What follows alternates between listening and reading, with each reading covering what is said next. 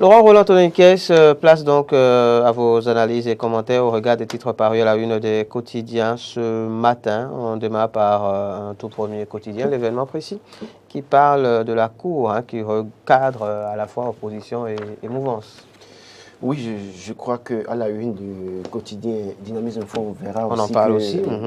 la Cour met fin à l'appétit vorace, De la mouvance. De la mouvance. Je crois qu'on l'a dit sur ce plateau.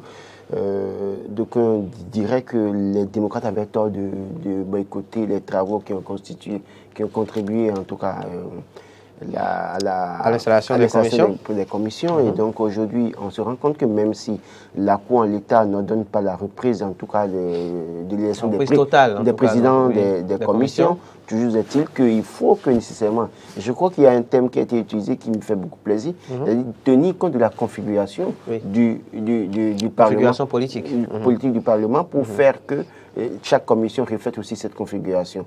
Donc l'un dans l'autre, je crois que c'est même si ce n'est pas une victoire totale pour les démocrates, c'est une victoire au moins partielle dont ils peuvent se réjouir, bien évidemment. C'est vrai que s'inspirant du passé et tenant compte de la jurisprudence, en réalité, on aurait pu espérer qu'une commission soit tout au moins confiée aux démocrates, bien évidemment, parce que par le passé, il y avait eu déjà une situation du genre, et la Cour, en l'État, avait statué permettant à l'opposition d'avoir ne serait-ce qu'une commission tout au moins.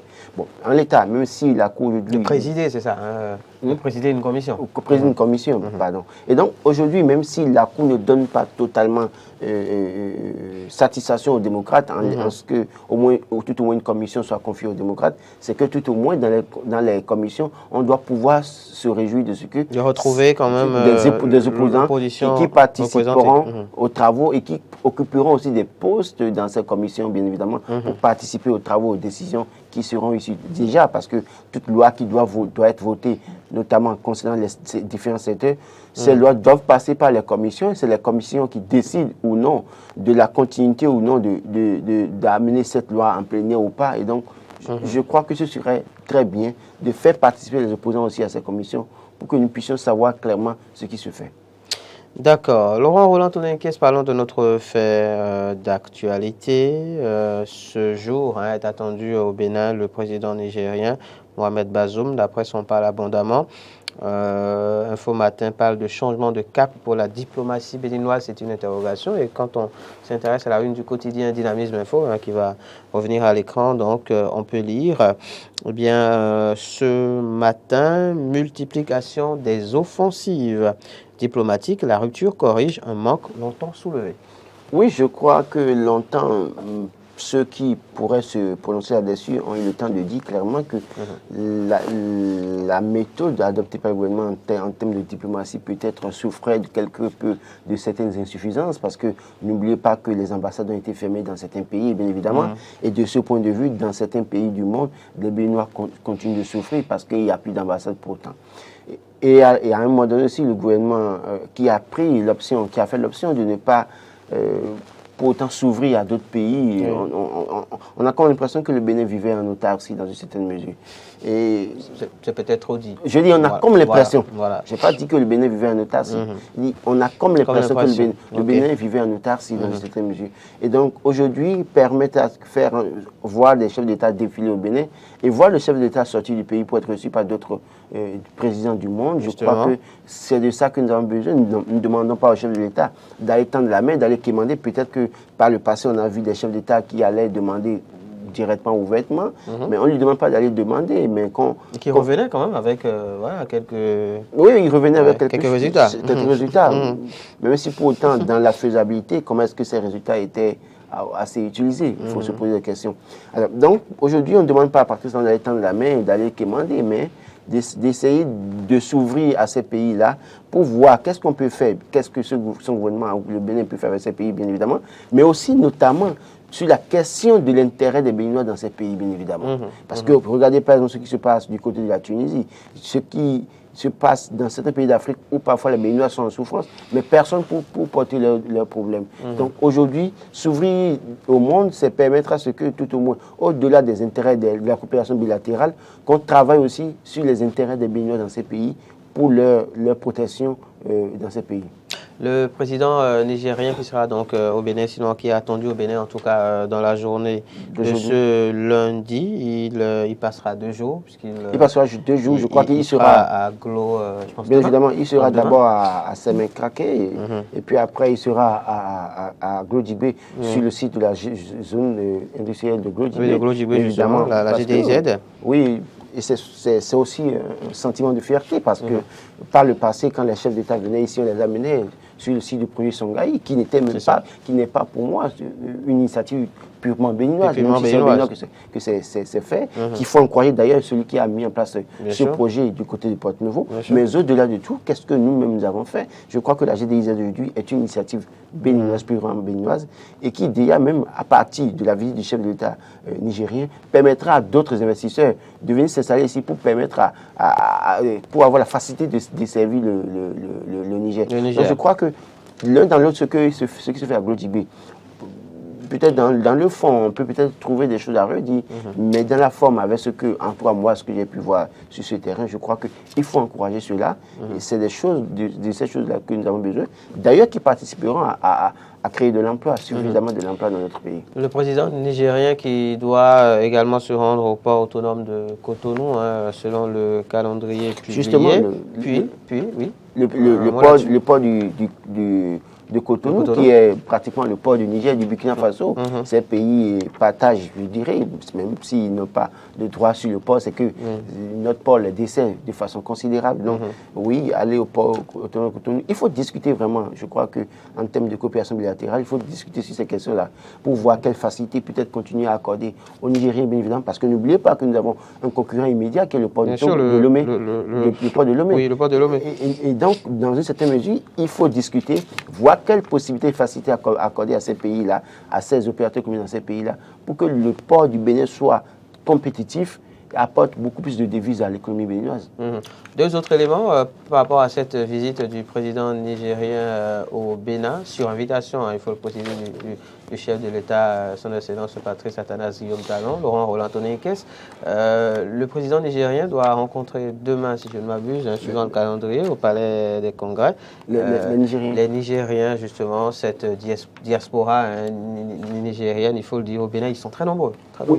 Les Nigériens sont très nombreux au Bénin. Et il faut préciser que dans ce cadre, quand il veut rencontrer les Nigériens de la diaspora, notamment du Bénin, c'est dans le cadre des élections législatives pour les Nigériens de la diaspora. C'est-à-dire que c'est la 9e région du Niger.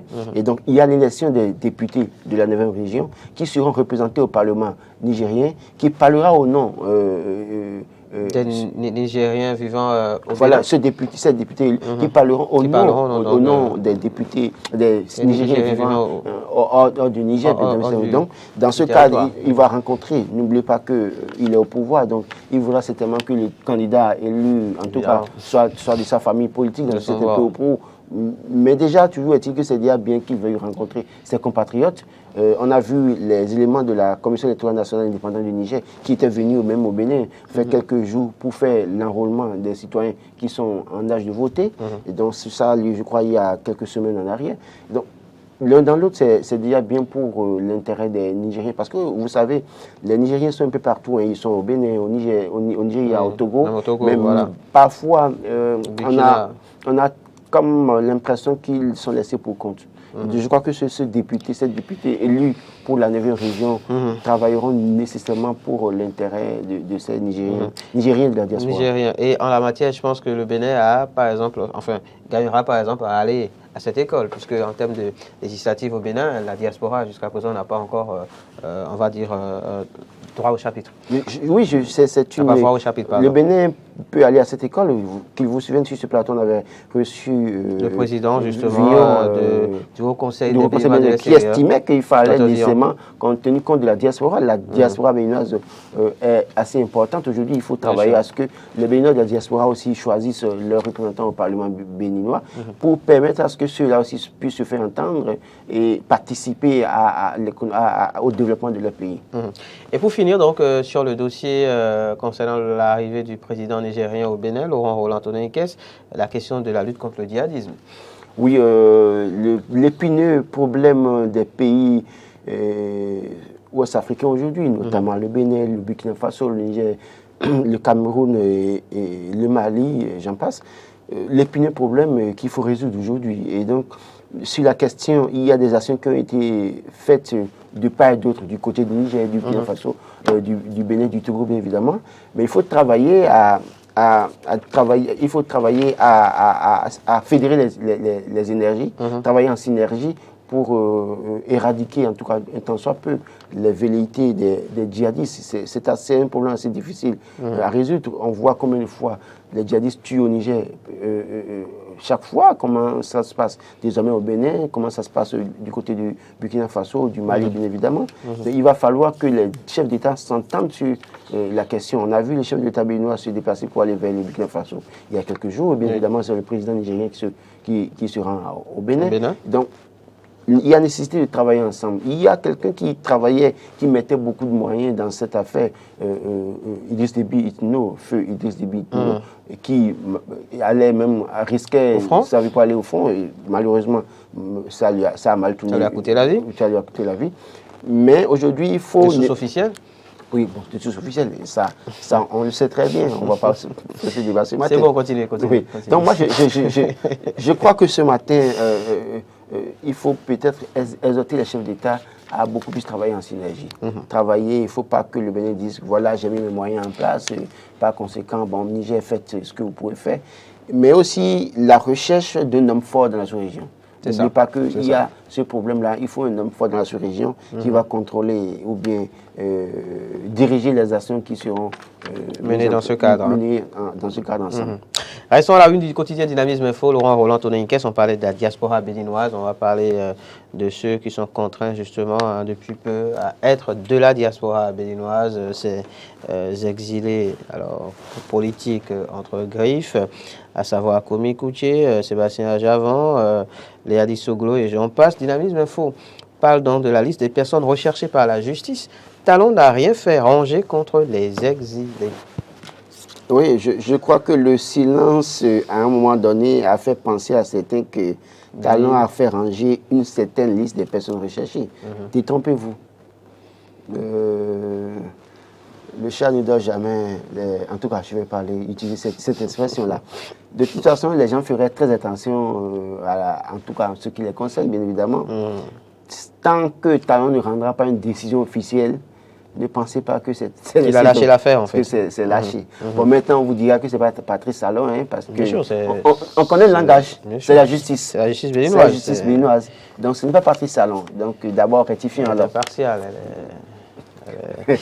Dans le même cadre, Dynamisme Info précise que Bettencourt peut légalement se rendre. Le nom du fugitif, par contre, fugitif Bada, par contre, est introuvable sur cette liste. Alors, j'ai suivi l'explication donnée par Bettencourt. Je dis, mais de quoi est-ce qu'on parle? C'est pas parce que les éléments qu'il a utilisés dans sa réponse pour se justifier me choquent suffisamment. C'est pas parce qu'on soutient un chef de l'État que à un moment donné, on peut estimer qu'on n'est pas poursuivi. Même si en l'État, à un moment donné, il y a annulation de la poursuite, les éléments qu'il a pu utiliser parce qu'il a soutenu Patrice Talon, parce que Patrice Talon a les élections en 2021, il a fait campagne Patrice Talon, ce n'est pas des éléments. Si c'est ça, alors, donc, dites-nous clairement que les opposants, ou bien les exilés, ou les condamnés qui sont à l'extérieur, rentrent eux tous pour dire, alors, chanter les louanges de Patrice Talon, alors pour avoir l'arrêt des poursuites, bien évidemment. Je crois qu'il pourrait s'en tenir juste à la décision de la justice, plutôt que d'aller dans les détails qu'il a pu évoquer là. C'est comme si ce sont ces actions qu'il a menées et qui ont amené à l'arrêt des poursuites à son encontre. Il faut faire très attention avec ce que nous disons. Parce que les gens nous suivent et les gens peuvent tirer peut-être des conclusions à partir de ce que nous disons. Ce qu'il a dit, non, même pas Patrice Talon, non, pas le gouvernement béninois. C'est comme si, même si vous êtes poursuivi et qu'à un moment donné, vous ne commencez pas à chanter les louanges, c'est qu'on arrête tout contre vous. C'est ce que je crois comprendre de ce qu'il a pu dire. Laurent Roland Tononinkès, parlons de notre fait d'actualité. On reste avec Dynamisme Info. Bada, par exemple, Bada n'est pas trop socialiste. Le cas Bada. Il n'est pas trop socialiste. Peut-être qu'il n'est plus poursuivi, parce peut-être qu'il n'est plus recherché. Donc on peut disparaître comme ça. Écoutez, Vous avez un cas palpable. On va poser la question. Non, vous avez un cas palpable. Vous avez un cas palpable, c'est Bertin Corvi. Il faudra se reprocher. Dans le non-socialisme, qui dit qu'en réalité n'est plus possible. Parce que, je ne sais pas. Cette liste est-elle réellement mise à jour ou peut-être qu'il faut se rapprocher du voilà. ministère. C'est aussi ça aussi. Oui, pour avoir d'autres détails par rapport à ce dossier. Laurent Roland Tonenquet, stratégie pour échapper à la machine à leur trousse. Un mode de vie totalement modeste pour des cybercriminels. David Belfort qui estime que oui, ces cybercriminels aujourd'hui en sont arrivés à totalement, on va dire, revoir leur mode de vie. Désormais, on se déplace à Zim. Désormais, on fréquente moins les bars UP, restos et autres dans lesquels on les retrouvait par le passé. Les bars sont de plus en plus vides aujourd'hui. Oui, les restaurants. Fort malheureusement, pour ces personnes qui ont ces bars qui étaient beaucoup plus tournés par des cybercriminels, bien évidemment. Et, oui, aujourd'hui, quand la cadence change, la danse change. Ouais. Ça doit pouvoir changer si vous êtes conscient. Si vous n'êtes pas conscient, vous continuez à faire ce que vous voulez faire. Et puis là, on vient mettre la main sur vous. D'ailleurs, même dans les communautés, maintenant, les gens commencent à dénoncer. Fort malheureusement, c'est-à-dire que quand vous avez été longtemps insolent dans votre milieu de vie et qu'aujourd'hui, on parle de la traque des cybercriminels, malheureusement, il y en a qui ont été dénoncés par des gens dans leur communauté. Et bien évidemment, parce qu'à un moment donné, vous êtes foutu de tout le monde, parce que vous pensiez déjà être le centre du monde. Oui, aujourd'hui, il doit pouvoir faire très attention. Il faut faire très attention, mais je ne le dis pas pour les protéger, mais je pense sincèrement que si vous êtes assez conscient et que vous étiez cybercriminel et que ça a commencé maintenant, vous vous rangez, vous vous faites petit et vous trouvez un boulot. Et vous trouvez un boulot où vous faites une reconversion automatique pour éviter les représailles. Je crois que ceux qui s'aiment doivent pouvoir comprendre ce qu'on dit. Le leader du jour, Laurent Roland Tonenquet, nous emmène à l'Agence nationale pour l'identification des personnes au Bénin. On en a d'ailleurs beaucoup parlé récemment avec le nouveau directeur général. L'enrôlement au RAVIP, dit le leader du jour, se poursuit sur tout le territoire national. Oui, je crois que c'est une bonne nouvelle. Beaucoup de personnes n'ont pas voulu se faire enrôler à un moment donné. Il a fallu qu'elles comprennent que c'est très important aujourd'hui pour commencer à courir dans les arrondissements pour se faire enrôler. Malheureusement, certains continuent de traîner les pas. Je crois qu'ils doivent pouvoir se prendre au sérieux, comprendre qu'il faut le faire. Vous ne pouvez rien faire aujourd'hui sans les pièces de la NIP. Ce n'est pas possible. Vous pointez quelque part, on vous demande votre numéro personnel d'identification. Si vous ne l'avez pas, c'est que tout bloque pour vous. Donc, les gens feraient mieux de sensibiliser leurs pères, en tout cas les frères et sœurs, les parents dans les communautés, pour que ces personnes qui ne se sont pas fait enrôler se lèvent pour aller le faire le plus vite possible. Notamment dans ces questions d'enrôlement, parfois, parce que avec la liste électorale a été extraite du fichier d'état civil pour l'élection de 2023, janvier 2023.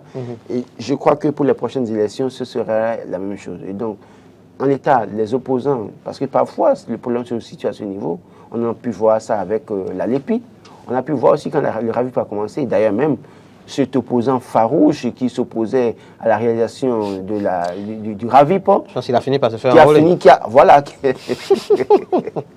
a fini par se faire enrôler. Je vais dire une bêtise. Sa pièce sera signée par un Rwandais. D'accord. Non, c'est-à-dire que... je ne dis pas que c'est mauvais en soi, c'est-à-dire que... Oui. Il a crié, il a beau crier, il a fini par rentrer dans les rangs. Et ce qu'il n'a pas, peut-être ce qu'il crée, il ne voulait pas, parce qu'il aurait pu... faire signer par un Béninois. Voilà, il aurait pu le faire depuis pour avoir sa pièce signée par Goudi. Mais fort malheureusement, il a fini par le faire. Et c'est un Rwandais qui signera son document. Bon, je dis n'importe quoi, que les gens m'en excusent. Mais c'est pour dire aux gens, quand il y a sérieux, prenez-vous au sérieux plutôt que de continuer à tout peindre en noir. Parce qu'à un moment donné... La stratégie du boycott ça ne marche pas à tous les coups.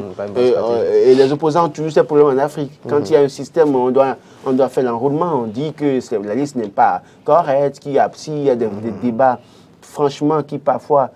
joue contre eux à la fin. Laurent Roland Tonenquet, soyons chauvin à présent, Nord Bénin, parle du journalisme, un métier de plus en plus risqué dans le Nord. Une enquête de Lukman Ouroutiou. Oui, je crois que quand on parle de journalisme aussi au Bénin, ce n'est pas que dans le Nord. C'est pas que dans le Nord, justement. Pour autant, il faut préciser que c'est plus ou moins difficile d'exercer le métier aujourd'hui. Parce que parfois, quand vous arrivez à avoir le courage de dire ce qui ne va pas, on vous trace d'opposants, bien évidemment. Et parfois, quand vous allez dans certains milieux, difficile d'avoir des informations. Et quand on prend maintenant l'accès à l'information, déjà, c'est assez difficile. C'est très compliqué. Assez difficile. Et quand vous avez le courage d'opiner sur des questions, on vous traite de tous les noms. Et bien évidemment, vous êtes rejeté pratiquement par certains courants, certains acteurs politiques, bien évidemment. Alors, le jour où vous parlez des gouvernants et vous les critiquez, les opposants sont d'accord avec vous. Et le jour où vous parlez bien vous parlez du pouvoir en place, vous parlez du pouvoir bien en place, les opposants sont contre pas d'accord. Donc le jour où vous parlez bien vous parlez mal des opposants, les mouvanciers sont contents. Sont contents. Donc finalement, personne ne veut aimer la vérité dans une certaine mesure. Maintenant, quand on laisse ça aller faire des enquêtes, des investigations, tout ça là, c'est là aussi le véritable problème. Dans l'administration publique, difficile d'avoir accès à l'information à bien des égards. Et maintenant, on prend la partie septentrionale. Je sais quelle est la difficulté de ces personnes. J'ai pu échanger avec Barnabas Orokuma, qui est... de Dabarou. Dabarou, une ou deux fois, je comprends. Et c'est un jeune d'ailleurs qu'il faut vraiment encourager parce que quand il a commencé, moi, j'attendais de voir s'il pourrait évoluer. Et je crois que c'est un jeune qu'il faut encourager, féliciter. Et donc, quand on fait ça, on finit de dire ça. Vous savez, dans la partie septentrionale, il y a beaucoup de situations sur lesquelles on peut investiguer, faire des recherches, bien évidemment. Mais même accéder à des sites, c'est difficile. Il y a la question du djihadisme, bien évidemment. Vous savez, il y avait aussi, à une époque donnée, des journalistes qui ont été arrêtés dans la partie septentrionale parce que ces journalistes étaient allés faire des investigations, notamment sur la question du djihadisme. Et malheureusement, ont été très, très maltraités. Je parlerai de notre compatriote Flore Nobimé, par exemple. Je parlerai de notre compatriote Josué Merenu du journal Nation. Des gens qui étaient allés sur le terrain pour faire leur travail, mais qui ont eu de difficultés. On les a traités. En tout cas, je n'utilisais pas certains termes. Mais je sais qu'aujourd'hui, si des gens des journalistes comme ça ont eu des difficultés à faire des investigations sur une situation qui marque de façon négative le Bénin, j'imagine ceux-là qui au quotidien cherchent à avoir la vraie information pour faire ce travail. Ce qu'il faut dire, c'est peut-être dire beaucoup de courage aux journalistes. Ce n'est pas facile, il faut continuer à se battre nécessairement pour la vérité. Et je pense qu'en disant la vérité, il faut éviter de diffamer, il faut éviter de tout peindre en noir. Quand c'est bon, il faut dire que c'est bon. Quand il s'agit de diffamer, mettez-vous totalement à côté de n'essayez pas de diffamer. Dites ce que vous savez comme vérité, continuez votre chemin, je crois qu'un jour, ça payera. Pour autant, ça fait peur, parce que quand vous dites la vérité, parfois, on sait bien que parfois, vous finissez de dire la vérité et vous posez la question de savoir comment est-ce qu'il faut se comporter. Alors, quand on sait justement que c'est un métier qui est de plus en plus risqué, Laurent Roland-Tonnerre, qu'est-ce ne vaut-il pas mieux l'abandonner? Et alors, question pour vous, mais là, pour de vrai, est-ce que vous le conseilleriez, par exemple, à votre descendance? Je l'ai dit et je le dirai ouvertement et officiellement, peut-être devant la caméra. Je dis, aucun de mes enfants ne fera le journalisme. Ça, je suis sincère là-dessus. Parce que c'est de plus en plus risqué, c'est ça? Non seulement. Parfois, vous savez, le journaliste travaille. Parce qu'il y a, de la précarité aussi dans le milieu. D'abord, je vais aller étape par étape.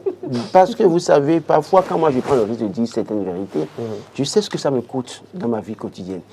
Et ça, c'est très difficile pour moi parfois. Et déjà, la précarité. Et je l'ai dit, quand vous dites la vérité, vous n'êtes pas aimé. C'est-à-dire, le jour où vous dites la vérité pour un camp, l'autre camp est d'accord. Le jour où vous dites la vérité pour l'autre camp, ce camp n'est pas d'accord, pense que vous avez pris de l'argent de l'autre côté.